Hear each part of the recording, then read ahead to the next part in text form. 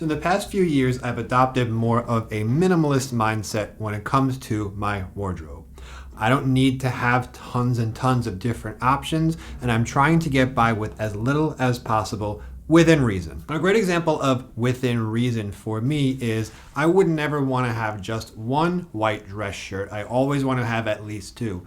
That way, in case one of them gets stained or it's just dirty from being worn too many times and needs to be laundered, it's not going to be a big deal since I'm going to always have another one at the ready. So I am not the most minimalist person out there. The same thing goes with jeans, pants, shirts, shoes, glasses, and even other areas of my life such as nice road bikes or camera equipment. So today we're going to show you how you can get rid of some of those old clothes that you just don't wear anymore. This will actually help you wear your items that you love a lot more often, and overall it will just be a simpler, nicer way of living. Okay, as you can see right here, I have a lot of shirts and I have a lot of light blue shirts. So let's start right there. Currently have two light blue dress shirts. These are slim fit. They're from J. Crew. They're very easy to iron. And as you can see, the color is really nice on them. So they're very easy to dress down, especially when compared to the white dress shirts that we just saw a little bit earlier. Check out how many of these light blue Oxford shirts that I have. 1, 2, 3, 4. There are 4 right here. One of them is in slim fit. The rest of them are in classic fit. I used to wear these shirts nonstop. I would dress them up for work. I would dress them down just untucked with a pair of jeans. This was almost like my uniform. However, as the years went on, I just didn't feel 100% wearing these. It felt like I was trying too hard to be casual but still be dressy, and rolling your sleeves up to here really just wasn't working out for me. Add to the fact that it's not a lot of structure, it doesn't wear very well. It also requires more ironing than any other shirts that I have since it is not wrinkle resistant, and it also crinkles up very easily even if you do wear starch. I've also grown out of the whole button-down collar that you see right here. I've grown to really enjoy the semi-spread collar that you actually see on this shirt. It's nice and stiff. You can dress it up while also dressing it down. Now, the light blue Oxford button-down shirt is a great casual option. However, if we take a look at some of my other options that I have, already said we have the light blue dress shirts. Also have a dark blue dress shirt. Same thing, easier to iron, nicer collar, fits much better, and is nice and stretchy. I forgot to mention,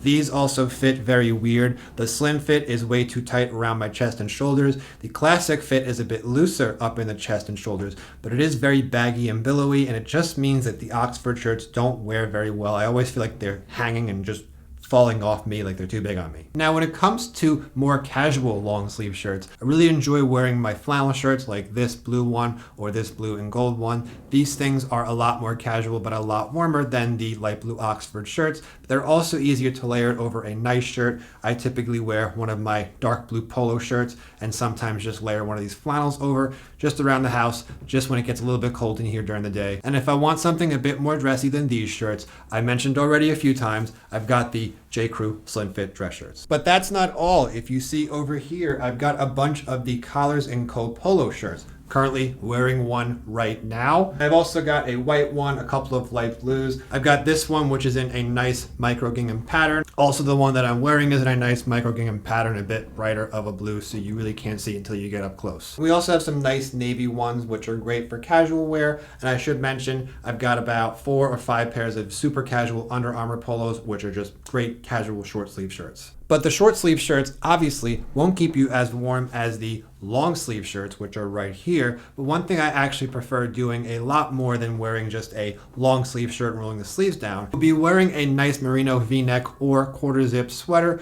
over the polo shirts. Layering sweaters over polo shirts is going to be a lot more interesting than just the plain Jane light blue Oxford shirt, sleeves rolled up to about your elbows. Those sweaters are going to keep you nice and warm, but then of course, if it gets too warm, you could just take them off. And as long as you're wearing a nice fitted polo shirt, doesn't have to be Collars & Co. It could be something a little bit cheaper or a lot cheaper, as long as it fits you properly. You're gonna get 2 awesome casual looks, and it's just gonna add a lot more interest and dimension to your outfit. So these 4 Oxford shirts are going straight into the donation bag. Staying on the subject of shirts, I do have this nice micro gingham, navy micro gingham dress shirt. This one is from J. Crew. It's slim fit, but as you can see, it does have that button down collar, which I'm not really a huge fan of. However, the main reason I don't wear this shirt anymore is I just don't like that navy gingham as much as I like the brighter gingham or this one that I was showing you before. I would always take more of a royal blue gingham over a navy gingham just because this one looks too much like black and white, and I don't love the way it matches with my skin tone. It washes me out, whereas something like this looks a lot better, or even the one that I'm wearing, that super bright blue gingham. I've had this shirt for a very long time. It fits very well. It's not as stretchy as the ones I spoke about already, the light blue ones, but it doesn't require any ironing, and I did keep it for a long time just because it's such an easy shirt. However, it might be time to get rid of this, so this one I'm going to put in the donation pile as well. 80% sure I'm going to be donating this one. Flannel shirts. I love wearing flannel shirts. I used to wear this tan flannel shirt all the time. It was like one of my main shirts. However, I've realized that with my skin tone, especially when I watch or edit some of my videos, it doesn't really match super well with my skin tones. It starts to wash me out. These flannel shirts also fit very big and baggy. They do require ironing, and I mentioned this a couple times. I'm not really a big fan of the button-down collar. I have had this one for 4 or 5 years. It is starting to pill and look pretty rough. So I am going to eventually get rid of this. However, I'm going to keep this exact one, this particular one you're seeing right here, just because I did invest in a sewing machine a little while ago. And I want to practice taking shirts in, making them more fitted myself, since I feel like that can save a lot of money in the long run if you just buy one sewing machine and you can just tailor all your shirts. This way, if I do mess up on this one, I'm not messing up on one of the shirts that I actually want to keep, such as any of these 3 darker colored flannels.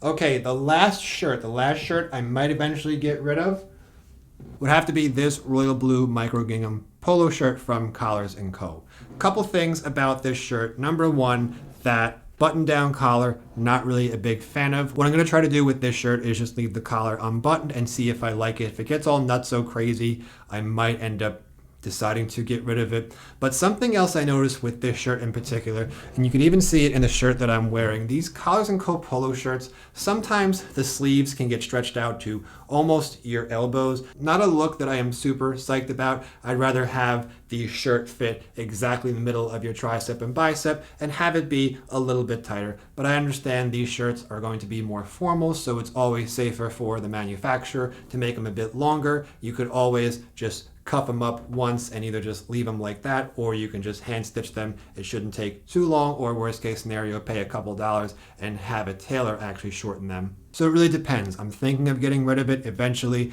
However, because it is just such an easy shirt to wear, especially underneath a sweater, and it also requires no ironing at all, I really have to make sure that I want to get rid of it. Plus, these Collars & Co. shirts are very versatile, but they're also very expensive, so I would hate to get rid of it and then miss it and then have to buy it again for $85 per shirt. Now, speaking of getting rid of expensive things, I know it can be hard to get rid of something. Like, let's say that shirt, $85, you paid $85 for it, why are you gonna get rid of it? Or getting rid of an expensive sweater or jacket or a pair of shoes. It can be hard if you spent $500 on a pair of boots 5 or 6 years ago, you don't wear them. However, you don't wanna just donate them for nothing. You paid $500 6 years ago.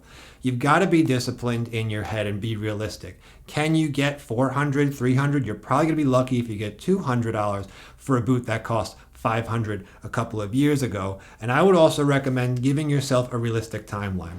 An example would be if you want to get rid of something but you want to sell it to get some of your money back, give yourself 3 months. If by the end of that 3 months, you haven't listed it online for sale at all, and you've just done nothing, just put them in the corner and say, I'm going to sell them eventually. If it were me at that point, I would just count my losses and move on. You don't want to let that reason of trying to sell that used item to get some of the money back become your excuse of actually hoarding more things and then just never getting rid of anything. This is actually something that has happened to me. So I know it sucks when you paid hundreds of dollars for something 5, 6, 7 years ago. You hate to see it go, but you've got to remember that if you don't have a use for it anymore, it's actually still costing you it's still costing you peace of mind, since it's something else you constantly have to carry with you wherever you move to in life, wherever you go to.